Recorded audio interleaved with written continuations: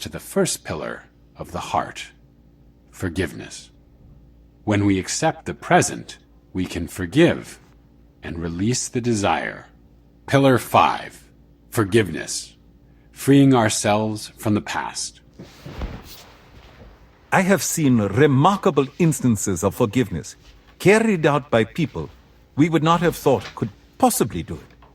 In one instance, during the Truth and Reconciliation Commission, we had mothers of some young people who had been lured by those working with the apartheid system into a booby trap where they were killed.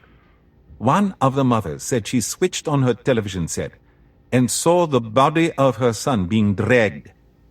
And apart from her anguish at the death of her son, there was a deep, deep anger at his body being treated as if it were the carcass of an animal. You know, when these mothers came to the commission, they were quite amazing, really, because no one demanded that they should forgive these people. They called them Askaris, who were formerly members of the African National Congress, who then turned and supported the government forces. The one who betrayed these young people came and appeared in front of these mothers and asked for their forgiveness. When the mother of the young man who had been dragged through the street saw the traitor, she took off her shoe and threw it at him. We had to adjourn for a little while, but then during the break came a totally fantastic moment as they sat there, and their spokesperson said, "My child." She said, "My child," to this one who had been responsible for the death of their children. She said, "My child, we forgive you." When we asked her about the granting of amnesty, she said, "What is it going to help us if he were to go to prison? It won't bring back our children. And there is an incredible kind of nobility and strength. Yes, it's difficult, but it has happened."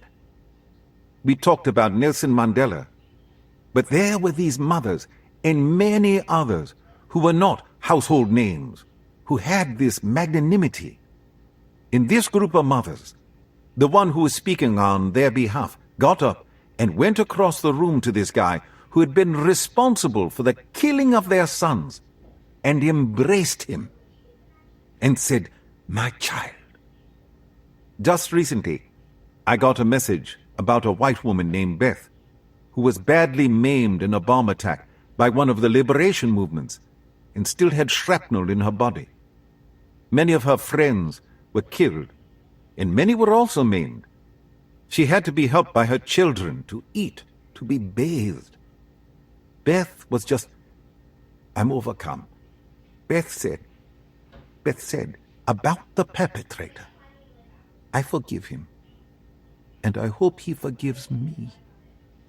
Then the Archbishop told the well-known story about one of my college classmates, Amy Beale, who had gone down to South Africa after graduating from university to try to help.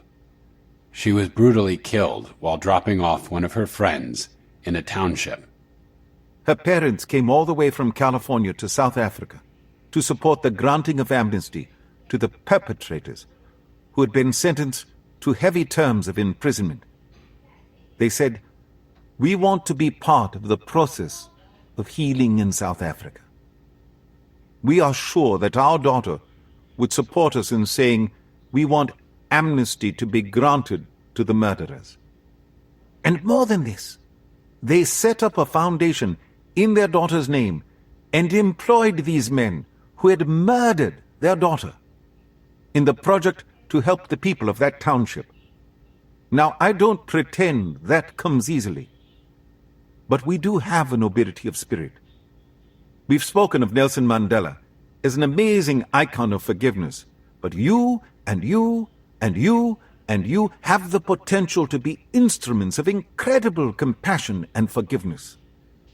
We cannot say of anyone at all that they are totally unable to forgive. I think that all of us have the latent potential, as His Holiness is pointing out, to be sorry for these others who are disfiguring their humanity in this way. Indeed, no one is incapable of forgiving, and no one is unforgivable. I want to mention one of my friends from Northern Ireland, Richard Moore. His story is very, very touching. He was age 9 or 10 during the Troubles in Northern Ireland when a British soldier shot him with a rubber bullet as he was on his way to school.